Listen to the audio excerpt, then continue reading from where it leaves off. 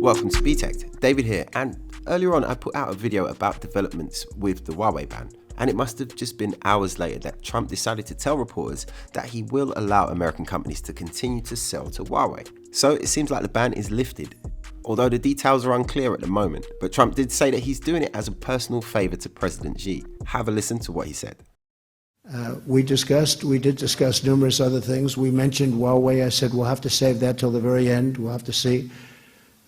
One of the things I will allow, however, is a lot of people are surprised. We send and we sell to Huawei a tremendous amount of product that goes into the various things that they make, and I said that that's okay, that we will keep selling that product. These are American companies, John, that make product, and that's very complex, by the way, highly scientific, and in some cases, we're the ones that do it, and we're the only ones that do it. We're the only ones with the technology. What we've done in Silicon Valley is incredible, actually, and nobody's been able to compete with it. And I've agreed, and pretty easily, I've agreed to allow them to continue to sell that product, so American companies will continue. And they were having a problem. The companies were not exactly happy that they couldn't sell because they had nothing to do with whatever was potentially happening with respect to Huawei.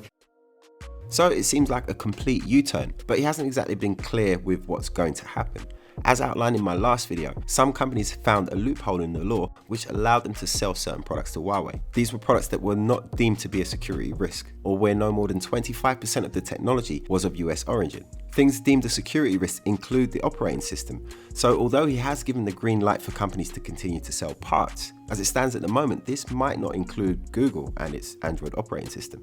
But I'm sure that Huawei will continue to develop its own backup system, ArcOS, and it will be really interesting to see if they bring it to market as planned later this year. Personally, I really hope that they do, but they have stated time and time again that if they can use Android, they will. So we will just have to wait and see what Huawei do. But if you ask me, President Trump is just a little too erratic for them not to continue to develop ArcOS. It is hard to tell whether or not Trump has made this U-turn because he's kind of just realized the damage that this could do to US companies. I mean, Huawei did buy $11 billion worth of components off the US in 2018. Just a few weeks ago, this guy was saying how dangerous Huawei was and that they were the enemy. And now he's doing a personal favor for the president. What about the security risk he kept banging on about? As you can imagine, not everybody within the US government is happy about the apparent U-turn. Republican Senator Marco Rubio tweeted, "If President Trump has agreed to reverse recent sanctions against Huawei, he has made a catastrophic mistake. It will destroy the credibility of his administration's warnings about the threat posed by the company. No one will ever take him seriously again." Yeah, like anyone ever did.